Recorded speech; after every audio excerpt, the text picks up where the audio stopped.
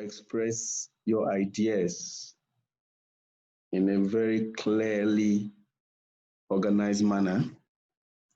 And then, apart from arranging your thoughts, we'll also like to see how you can stand before the audience and present like an international public speaker. We'll learn a few tips that will help us to attain these three very primary objectives. So these are the objectives that we have. And at the end of the training, we will share the slide and the video. The presentation is recorded. We hope to share the presentation and the slide at the end of the class, so you can always make reference to it. All right, let's start. Now there is what we call public speaking, and there's what we call speaking in public or just talking. For instance, if I ask someone, please, how can I go from Wuse to Kubwa? And the person just said, just take the next bus and then you are in Kubwa. That could be termed as talking. But when you are communicating, there is what we call rhetoric. It has to be involved. The very act of communication itself, the orderly arrangement of your thought pattern from start to finish to communicate that idea becomes of essence. So you have to understand the difference and then be able to use them very effectively. What we are going to do today is not just communication. We're going to beam our searchlight, focus it on public speaking itself. And by way of introduction, Gerald Ford says nothing in life is more important than the ability to communicate effectively. Communication is one central skill that if you have it and you know how to use it effectively, you become endeared to people's hearts. People love you. People want to be close to you. People want to make you their friends. They want to always relate with you. And when you lack that skill, people run away from you. So communication skill is the very foundation skill everybody needs to develop to help them grow in every other aspect of their lives.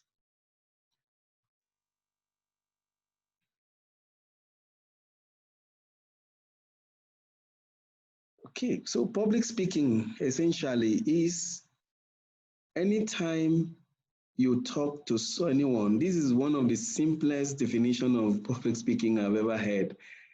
Anytime you talk to anyone and someone else is present to listen to you, either intentionally or not, you are speaking in public. Anytime you are communicating either with your friend, maybe in the garden, maybe in the school, in the office, and someone else is just by the side and could listen to you, just know that you are communicating in public. So that's public speaking. Generally, it is passing an idea to someone else and another person is hearing you. And because of the word public, it means it's something that is not a secret, something that is not peculiar to you alone, something you would like any other person to listen to. And that's why public speaking is different from your own private talk or private aspirations. Sorry. Okay. Another good definition of public speaking is anytime that someone is saying something to another person through any medium with the objective of achieving a particular effect, public speaking is also taking place. So apart from the casual one that we could do between our friends, anywhere we find ourselves. There is also an organized form of public speaking. And that is when a person, a particular individual, is saying something to one person or more people through a particular medium with a specific objective in mind. We could also say that public speaking is taking place. So anytime you have an opportunity to express your thoughts to someone else close by or far away, like we're doing now through Zoom, this is also a form of public speaking. And the medium we're using in this case is Zoom.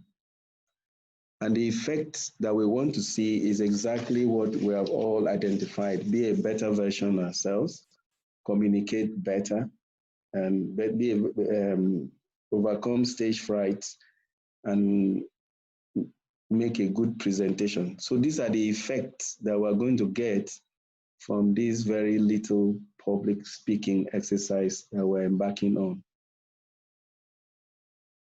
Now, the benefits are enormous. The benefits of public speaking are simply outrageously enormous. One is it makes you confident of yourself. It removes timidity, removes fear from you, makes you very bold and confident with yourself. It helps you face anybody, whether one person or a crowd, and express your mind in the most effective way without shouting, because there's a difference between speaking out and then shouting. You are coordinated, you are bold, and you express yourself in the most matured way. So public speaking helps you improve self-confidence.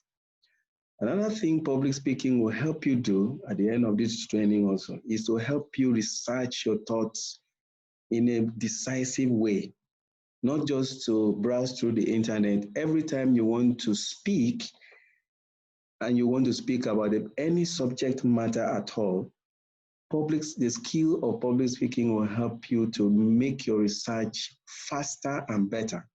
You will know exactly what you're looking for and how to get it. Another advantage of public speaking is that it helps you develop deductive and inductive reasoning skills. Deductive means starting from the whole to the minute part of that idea, while inductive is the exact opposite, starting from the small to the whole. So when you develop expertise in public speaking, you are able to reason with yourself, with people, with your facts, starting either from the whole to the little or from the little to the whole. And you arrange your thoughts sequentially from start to finish to convince the other person about what you think, your point of view anyway. So that's another benefit of public speaking. The fourth advantage of public speaking is you develop marketing skills. There is something they call 1 minute pitch for everyone. And I believe that at the end of this training, everyone should have his or her own 1 minute pitch. How would you describe yourself? How do you describe what you do within just 1 minute? For instance, if someone is an engineer and is working in a construction company like Julius Berger, and you ask him, what do you do? The person might likely tell you, I'm an engineer, I work with Julius Berger. That's a very poor way of marketing yourself. A better way to market yourself if you're an engineer working with Julius Berger is, I help people build comfortable apartments to make their life better. In that way, the person you are talking to will become much more interested in knowing more about you than just telling the person, I'm an engineer. So it helps you develop improved marketing skills. And you can also apply that same skills to your product or service. I mean, if you're selling any service, Public speaking skills help you to arrange your thoughts about your product or service in such a way that anybody you approach, anybody you talk to about what you sell will be willing to patronize you.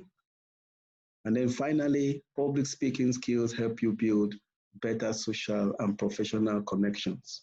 Makes you relate with people better and make you draw people closer to yourself. So the benefit of public speaking are much more than these five, but we'll just limit ourselves to these five because of our time.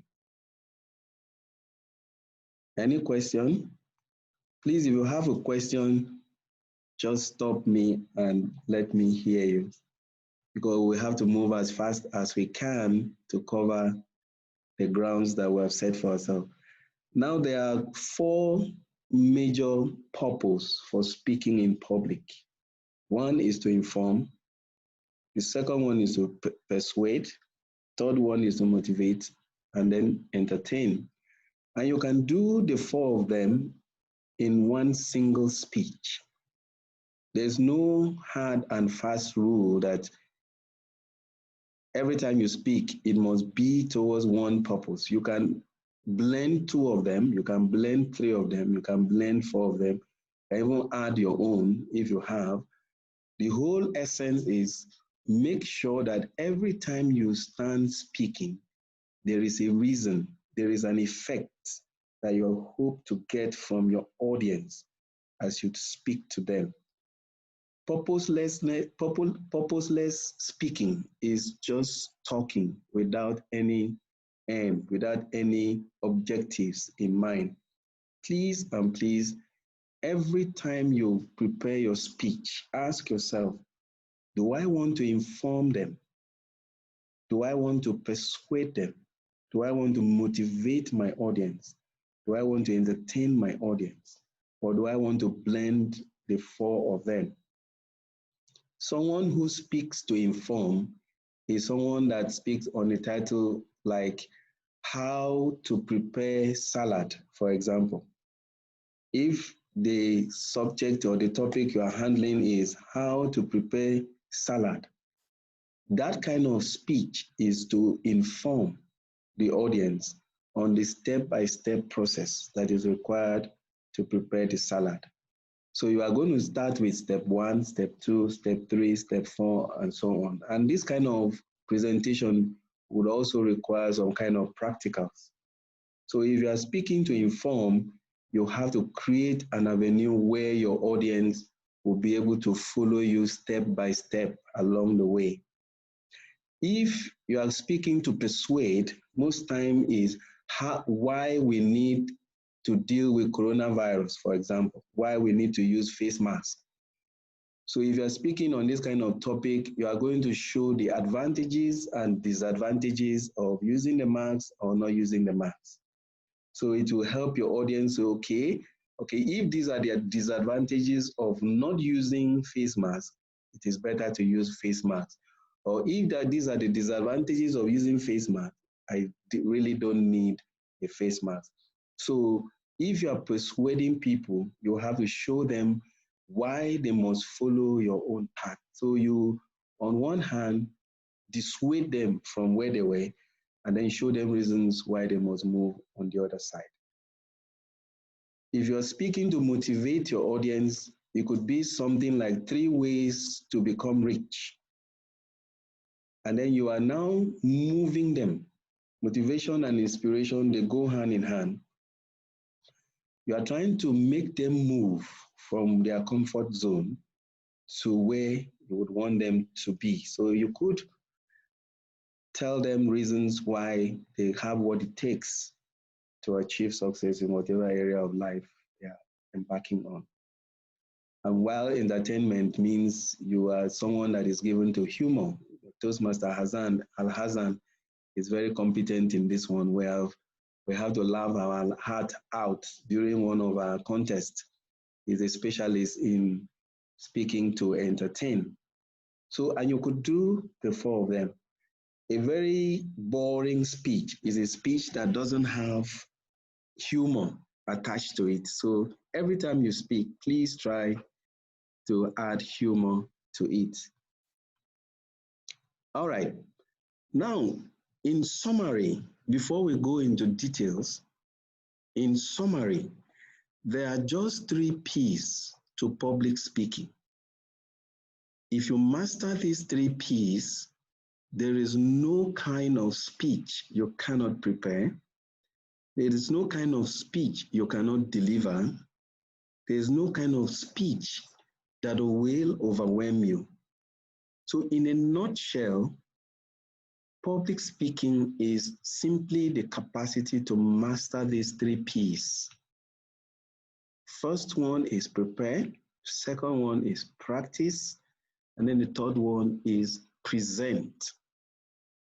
The first P is prepare, second one is you practice, third one is you present. The 3 of them must go hand in hand for you to become a professional public speaker. None of them must miss every time you prepare your speech. Now, under prepare, we're going to just look at the overview. We're still going to look at them in depth later on. But under preparation, the first thing you need to know is how to select your topic. I tell you, most times, I know I have to speak on something. I have the storyline. I have all the message I want to pass across, all the ideas on my mind. But how to choose an effective topic that will help me put all these ideas into one form and present it becomes a difficult task. So choosing your topic is very important. Number 2, you could choose a topic that your audience are not interested in. You could choose a topic that when your audience looks at it, they just felt, I don't need to be in this class. I don't need to attend this seminar. I don't need to listen to this talk. So choosing your topic is very crucial. Sometimes you could be fortunate. The organizers could choose the topic for you, and all you do is you go with the topic and present. There are skills that will help you choose your topic. We will still discuss that in subsequent lessons. But just know that the first skill you must develop as an effective public speaker is knowing how to choose effective topic or effective subject matter. They are very important. We will look at the do's and the don'ts connected with choosing your topic, but you need to know there are some topic, even in a book, that sometimes you buy a book simply because of the book title. Sometimes you see a book, the title will just chase you away. Meanwhile, the content could be very useful to you, but the title of the book just put you off. So the topic is the first thing an effective public speaker should consider. Under preparation too, the second thing you must do is knowing how to research your topic. Every time you go to research for a particular topic or subject matter, there are certain skills you use. There are certain ideas you use to know how to pick salient ideas from it. Usually, the best format to carry out a research is using questions, asking several questions. Some people suggest minimum of 20 questions connected to your topic. For instance, if you want to speak on how to prepare salad, first question could be, what is salad? How many types of salads do we have? What are the different ways of preparing salad? Who eats salad? You ask yourself every possible question that will come to the mind of your audience, and then try to see if you can answer them. So one very effective way of carrying out the research for your topic is by asking questions. We will still look at other ways later as we go in depth to the discussion. But for now, the second thing you must know under preparation is you must learn how to research your subject matter effectively. Now, when you are researching, there are techniques which you must use, and you must gather minimum of 20 different points of view. Minimum 100 is better. You must come up with minimum of 20 ideas about that subject matter that you would like to share before you begin to streamline them to maximum of 9 ideas. But you must have minimum of 20 ideas to choose 9 from them. This is very important. We'll discuss more and tell you why that needs to be so that it helps you expand your horizon about the subject matter. And then the final thing under preparation is how to organize your content. Now, two simple ways of organizing content could be starting from cause and effect method. You show why something is good, and then you show the solution. You show why something is bad, you show the solution. Or it could be a step-by-step way of organizing your thoughts. But one skill you must learn as an effective public speaker is to learn how to organize your content. You must know how to organize your content effectively, and there must be a logical flow from one content to another, from one step to another, so that your audience are able to follow you step by step.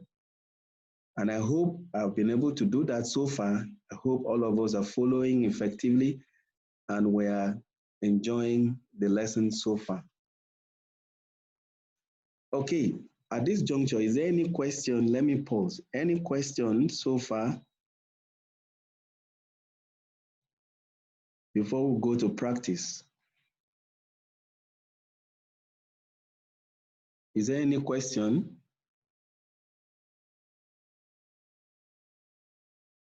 Please, if you'd like to ask a question, unmute your microphone and then ask your Hello. question. Yeah? Please, I have one question. Okay. Earlier, when you were saying the benefits of public speaking, Okay. you made a statement of stronger deductive and inductive reasoning skill. I really don't get the hint of that. I don't understand it. If you could please come again.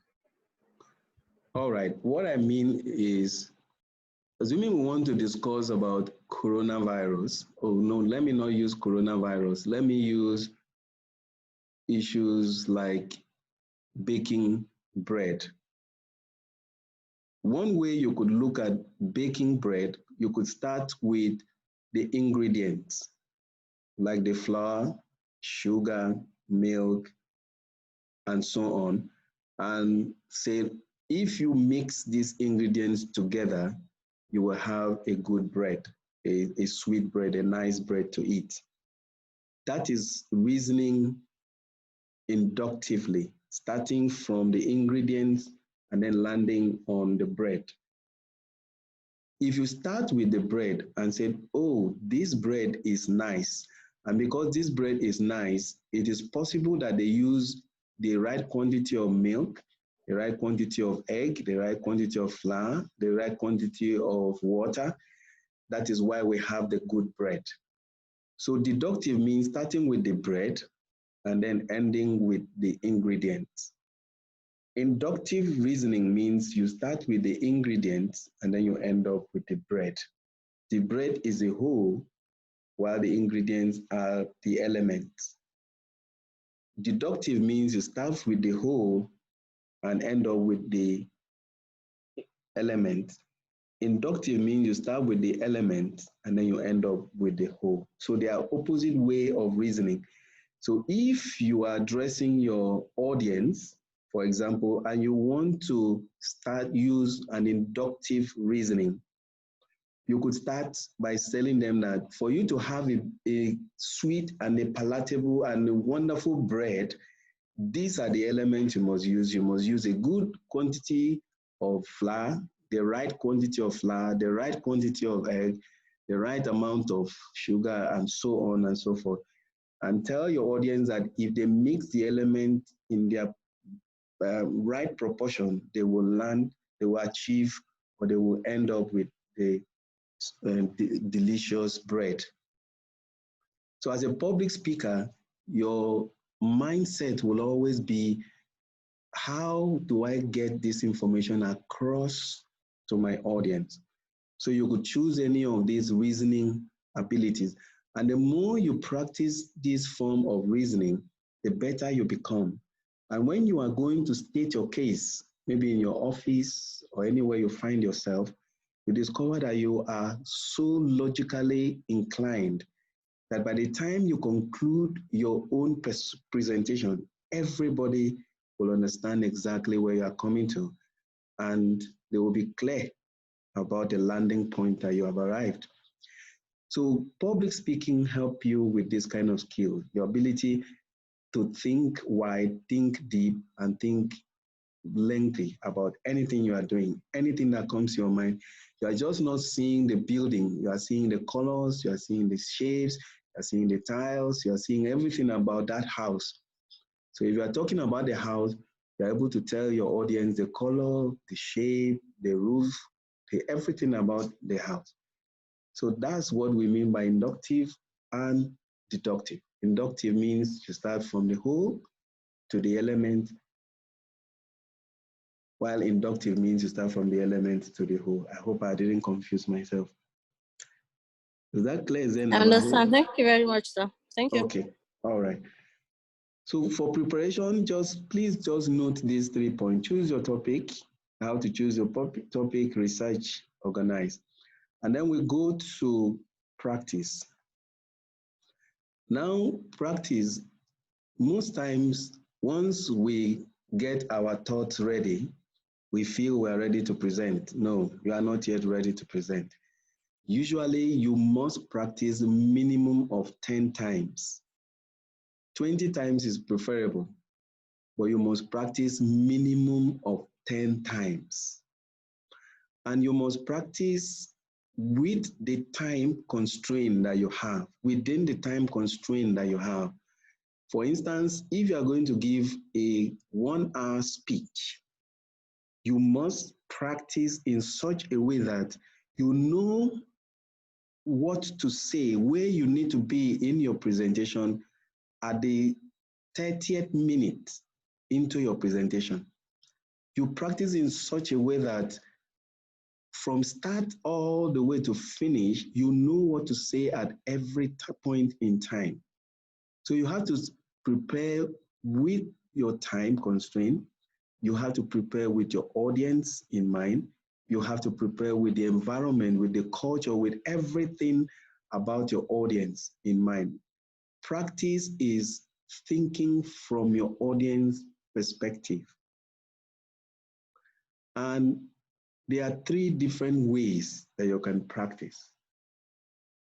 One, you could do it in your mind while you are washing, while you are cooking, while you are dressing up, while you are bathing, while you are looking at the food, while you are eating, while you are driving. You could be rehearsing your speech in your mind. And we'll still talk more about how to rehearse effectively, but you must practice. You must practice and practice and practice. I was so amazed when I heard that Brian Tracy rehearsed his speech 50 times before he actually presented. I was stunned because this is an international public speaker, but he still finds time to rehearse. And one benefit of practice is it builds your confidence about that speech. Once you fail to practice, it will reflect itself when you are delivering the speech. But when you spend time to practice, the quality of your speech will automatically improve, because every time you practice your speech, you will discover something better that you need to add or something less important that you need to remove. So the more you practice your speech, the better the speech becomes. And no professional speaker ever deliver any good speech without practice. The second way you could practice is actually standing before a mirror and visualizing yourself facing your audience and beginning to speak. You speak in front of the audience, of the mirror, as you would speak in front of your audience. This will help you use other gestures, eye movement, and so on, while you are rehearsing before the mirror. This is equally very important. You have to do this minimum of 5 times before you actually give your speech. Sometimes some people also recommend that you could record your speech. I do this a lot. I speak into a recorder and then play back the recorder to hear myself speak before I actually stand before the audience. And it has been very helpful to me. So you could also record your speech. If you are speaking for 1 hour, summarize that 1 hour speech into 5 minutes, and then use that 5 minutes to speak on the salient points. You could just concentrate on your point of view within those 5 minutes and see how your voice is resounding back to you, and know how your voice will resound or will echo to your audience. So it's very important you also rehearse before standing before a mirror. You could also rehearse before your friends. I mean, if you have a colleague that have 5 minutes to spare, you call the person to please listen to you and give you his or her feedback. But by all means, practice. And like people used to say, practice, practice, practice. And practice enhances perfection. Please spend time to practice. We will still discuss this in details. And then after you have practiced, now it's time for you to present. There is what we call SHARP, SHARP. You must include SHARP in your presentation. You must, by all means, include SHARP. SHARP simply means stories, humor, analogies, references and quotes, as well as pictorial visuals. SHARP must be at the beginning of your speech, must be in the body of your speech, and must be at the conclusion of your speech. Must. By all means, don't give any speech without an element, one or more of SHARP. The second thing you must always do every time you present is you must use vocal variety. Your pitch, your tone, your speed, your volume. You know, we used to have a lecturer in those days. When the man comes into the lecture room, he will just face the blackboard and be talking to himself for 1 hour, 2 hours, for as long as the lecture lasts. And then when he is done, he will leave the class, the lecture hall. That must not be you. You must speak with different vocal tonations. You must raise your voice, you must bring it down, you must go fast, you must come down. When you are saying something important, you must express it. Now, presentation is a combination of emotions and mental inclinations. You must blend emotions with your ideas. For example, if you want to say he passed his exams, fine. But you could change the meaning, the whole idea behind that by saying he passed his exams. The feeling that your audience will have by those two expressions are not the same. If I say he passed his exams and he passed his exams, there are two different emotional attachments to those statements. So every time you speak, make sure that your voice is not in one plane. They call it vocal variety. You have to learn how to use your voice well.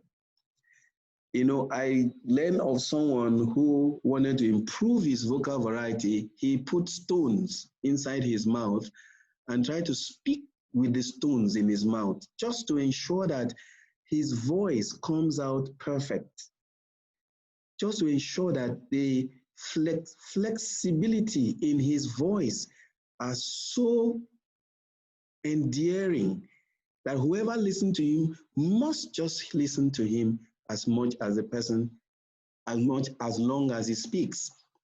So as an effective public speaker, never speak, never make your presentation with one single monologue tone. That is not good enough. So please ensure the second thing during your presentation is you must use vocal variety. Pitch simply means how high, how low. If you are expressing emotion, if it's a sad emotion, you cannot use a high pitch for it. For instance, you cannot say the man died. No, because there could be people in the audience that were emotionally attached to that person, and they will feel you are totally insensitive to their own feeling. So you could say the man died. That's a better way of putting it. And if you're expressing joy, you can say, I'm happy. It has to be high. I'm excited to be here. So your pitch, how high, how low, how fast, how slow, and so on, must be present in your presentation. We'll discuss more about this by just looking at the general overview of what it takes to be a professional public speaker. And we say in a nutshell, you just need to master the 3 P's. The first P was to prepare. And we say during preparation, you need to choose your topic, you need to know how to research, and then you need to how to arrange them logically. And then we went to practice, and we say for you to practice, you need to practice in 3 or 4 different ways. In your mind, in front of the mirror, you could record your voice, and then you could speak before your friends or spouse or anybody around to give you feedback on how well you have spoken. Then the last one under presentation is your entire body must speak. Your eye must speak, your hands must speak, your legs must speak, your whole body must speak. You are not allowed to stand in front of your audience as someone who is like a tree. No, you have to move, you have to raise your hand, you have to put your hand by the side, you have to look at someone directly in the eye. You have to be part of the audience and let the audience be part of you through your gestures and every other thing that you use. It is very critical. And then when you are also speaking, you need to pause. It is important after a while, you pause deliberately. Give your audience 1 to 5 seconds silence. For instance, if I'm talking about winning a lottery, I will tell my audience, I was broke. I didn't have money in my hand. And suddenly, someone invited me to play a lottery with 10 naira, Nigeria naira bet, for instance. And I put 10 naira. Guess what? I won 5 million naira cash. I could put a pause there and allow them feel the excitement and then begin to think, you mean I could use 1 naira to win 5 million, and allow your audience, the pause will help your audience to digest what you just said. So it is important you use pauses. There's also something that we call filler words. Words like, you get what I'm saying? Are you following me? No. As a professional speaker, you are not allowed to use those words or pause fillers. Maybe you forgot your line and you are trying to think about it, and then you start saying, no, it's not allowed. And you are not also allowed to repeat yourself frequently. You can't say, you know, you know, you know, no. No, we have a lecturer those days, he can't make one sentence without using at least, at least. Like I was telling you, the beam will have to cross like this, at least. No, don't allow yourself, don't find yourself in that particular platform. Don't be someone who is known for a particular phrase. You know, like I was saying, are you getting me? You know, and you are not allowed to use slangs when you are speaking. Another good thing you must use during your presentation is descriptive words, or what we call descriptive languages. You must learn to use metaphors, similes, personifications, and so on. As a professional speaker, never give a speech without simile or metaphor. The man is as tall as a Iroko tree. He's as calm like the sereneness of the spring water. Whatever simile, he as fast as a horse. Whatever simile will buffer your speech, you must add minimum of 5 similes in a 1 hour's presentation. Minimum of 5 similes. So you must use descriptive languages. It's an immature way of speaking without using idioms, axioms, metaphors, hyperbole, and so on. You must learn how to incorporate those descriptive languages into your speech. They add flavor to your speech, and they boost your ego, they boost your personality, and they boost your perception before your audience. So it is crucial that during your presentation, you look for those descriptive languages to include into your speech. I have said so much, and by my own timing, I should pause at this stage and take questions, comments before we move to the next one.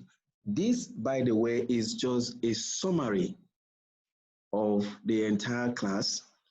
Please don't forget, to be a professional speaker, you need to know the 3 P's. The first P is prepare. The second P is practice. The third P is present. If you forget any other thing, please don't forget these 3 P's. There will be a guide to you, and there will be a guide to us throughout the presentation. Any question? Any?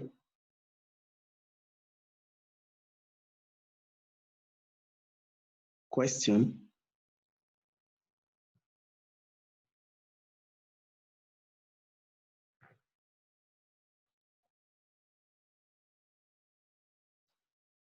Any question? Yeah, thank you. Thank you, Mento. Okay. Yeah, my question is, there are hundreds of similes that someone can use. Yes. Is it possible for you to create your own if it makes sense? Yes. Okay. For simile, I think we'll discuss that in detail. For simile, there are 2 words that you need to use and you'll get a simile.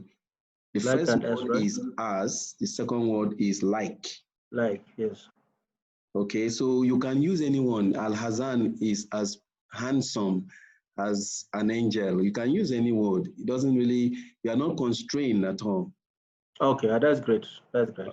All right, sir. Thank you. The same thing with hyperbole, right? The same thing with hyperbole. You can use anyone, anything, but when you use it, it must bring out the flavor of your presentation. It's very important. Okay. You are using them to bring out flavor, impact from your presentation. Okay. Yes, sir. Are we, sorry, I don't know, is it, are we touching a story, how to craft a story? Because you mentioned it. Yeah, the sharp, when we come to presentation itself, we will touch on how to create stories. Okay, okay. You know, because sometimes some people tell the story and they just end with the story. The flavor of story is telling people the lesson behind the story. Okay. It's very important. If you're telling a story, don't just stop with the story. Please bring out the lessons that you want people to learn from that story and how those lessons align with the objective of your speech. Okay. All Thank you, right, sir. thank you. Okay. That's all from me. Hello. Hi. Hello. Hi. Yeah. Good afternoon. Afternoon. I'm Enya Anna by name. Please, what about the use of adage? The use of adage in presentation, is it in line?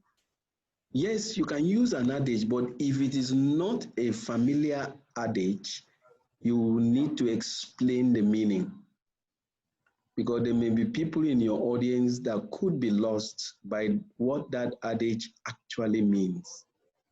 For instance, if you say the child is the father of the man, people might not know adage and proverbs.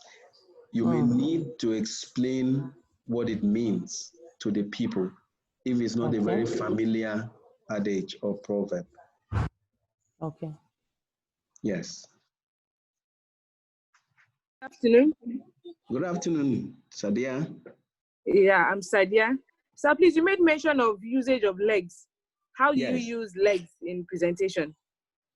One way you could use your leg is when you are about to move. You don't just move on the stage.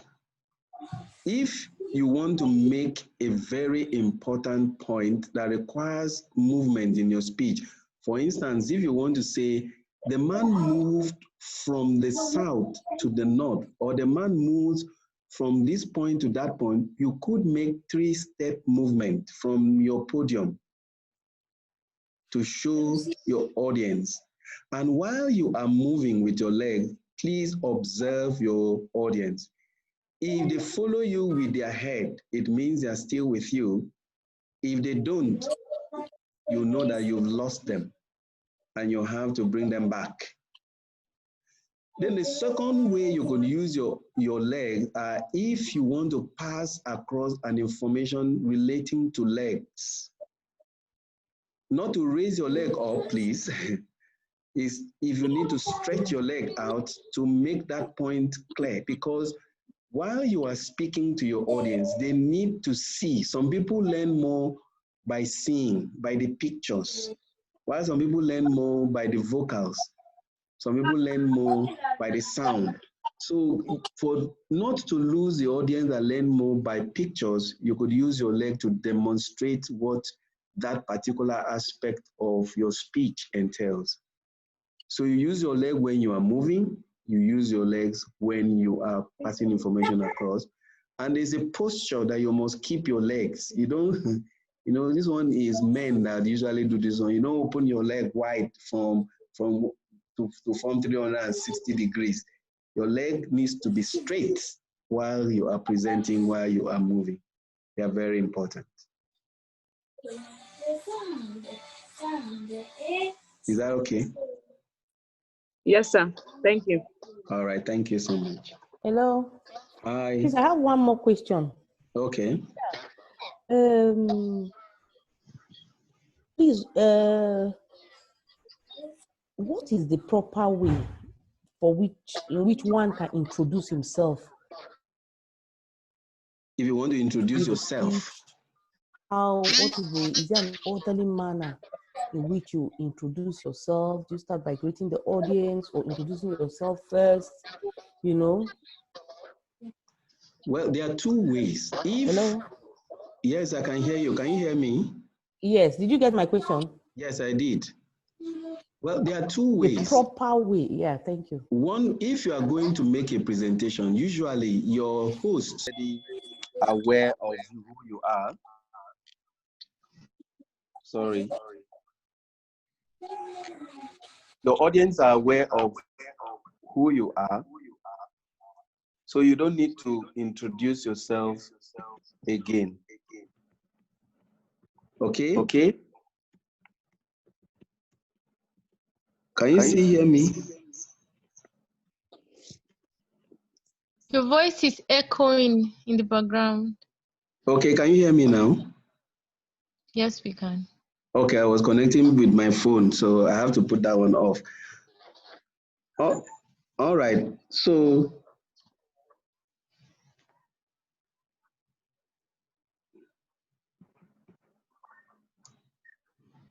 if you are invited and the audience, your host would have introduced you, so you don't need to introduce yourself again. But if you have to introduce yourself to the audience by yourself, you need to know who the audience is, who they are, and then what part of your bio will resonate with them. What do you want to tell them? What do you want to tell them about yourself that will help them connect with you better? So there's no hard and fast rule. You don't need to start, my name is, no. You could start from your anywhere at all. You could start from your profession. The better way to introduce yourself is to sell yourself based on your skills and abilities. If need be, you could add your certificates, but it's better to introduce yourself based on your skills so that your audience, for instance, if you are going to speak to people, if your audience are marketers, what they want to know about you is, does this person know anything about marketing? So you could say, I have 25 years of marketing experience. I have been a marketer in this area, in this area, in this area, in this area, and I'm here to tell you how to go about marketing. That could be the most effective way of introducing yourself to that audience. So the audience might decide how on the technique you will use to introduce yourself. Okay, any other question? Yes. Sorry. Okay. Sorry, please. You just addressed my question. But what if you have some important dignitaries in front of you who you need to maybe recognize one or two persons? How do you go about it? Do you first start by recognizing them before introducing yourself, or you introduce yourself first before you recognize them? You mean like in a function? Yes. So Maybe you have to introduce yourself. are you the MC? No, not the MC. Maybe you want to address a particular issue, because we are talking about public speaking, and there are a crowd of people seated with some important dignitaries seated, and you stand up to maybe address an issue. How do you address? You address the recognize the presence of the people, dignitaries sitting first before introducing yourself, or you introduce yourself first, then you address the dignitaries right in front of you before you go ahead with whatever you need to say? Well, one thing I would like to say here is that word, all protocols observed, are not is not professional. Okay. So if you are standing before an audience and you know that there are some dignitaries that are there, let's say the president and vice president and maybe the senate president are there. Yeah. You first start with His Excellency, the President of the Federal Republic of Nigeria, Muhammadu Buhari, His Excellency, this one, His Excellency, this one, His Excellency, this one. And when you have finished with all those dignitaries, special dignitaries, because you also have some dignitaries in the crowd that you can't mention their name, and you can also add all other dignitaries present.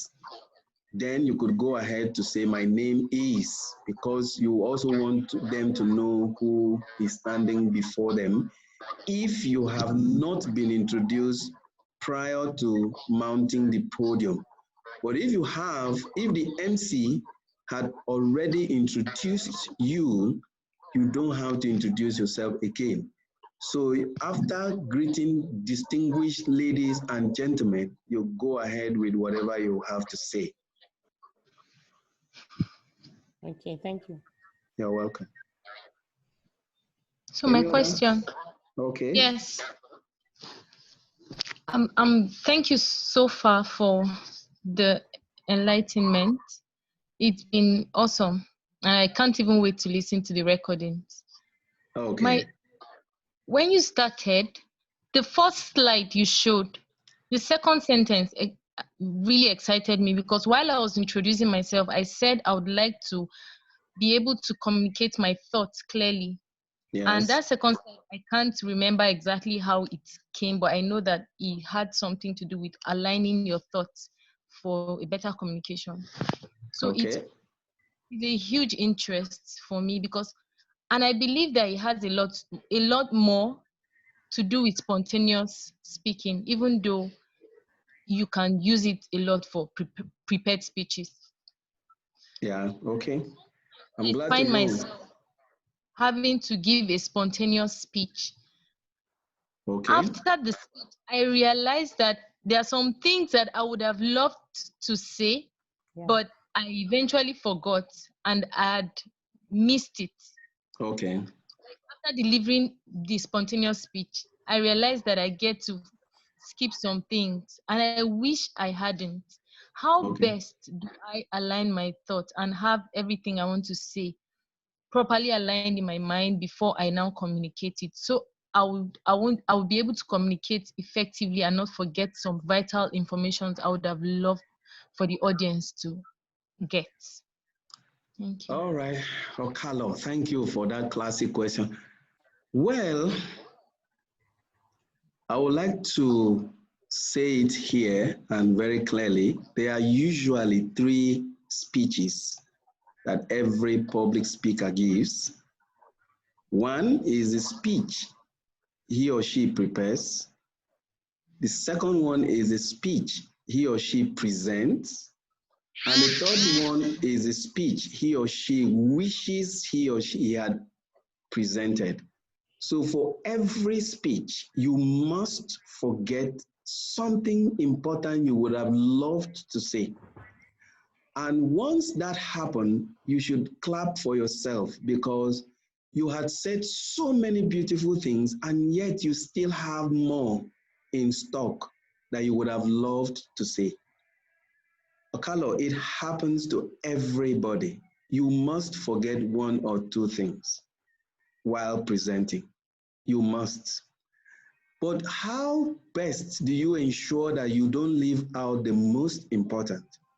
That is done only in practice, because it is during practice that you perfect every line, and it's like keeping milestones for yourself. So the best way to ensure that at least out of 10 vital points that you have to present, 8 of them were actually delivered, and maybe you forgot 2. It's better than presenting 2 very important points and forgetting 8. So the most effective way to remember your vital point of view is during practice. So you must practice, practice, practice as much as you can. That is the best solution to remembering your lines. And by all means, never cram your presentation.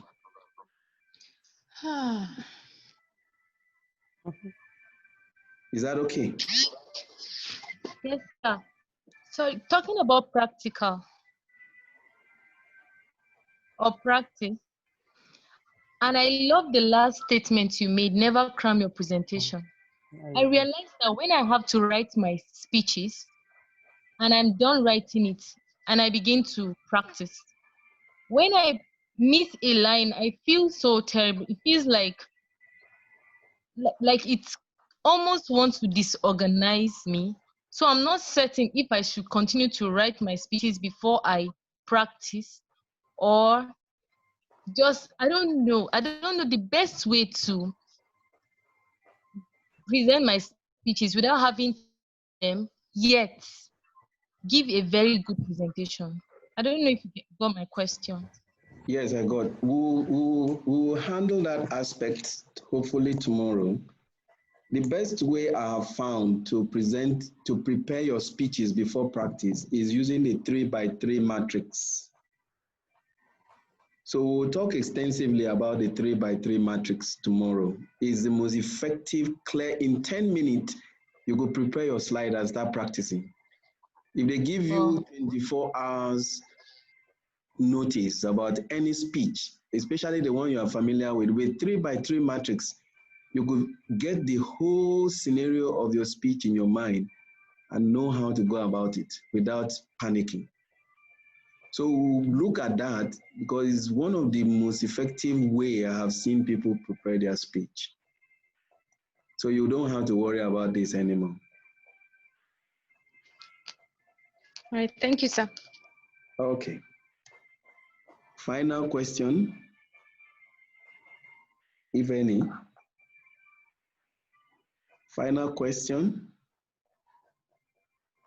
All right, at this juncture, we'll take 5-minute break. And when we come back, we'll go to how to overcome stage fright. So we take 5-minute break. We come back at 16 minutes past 1. So I will log everybody out so that I can restructure this meeting.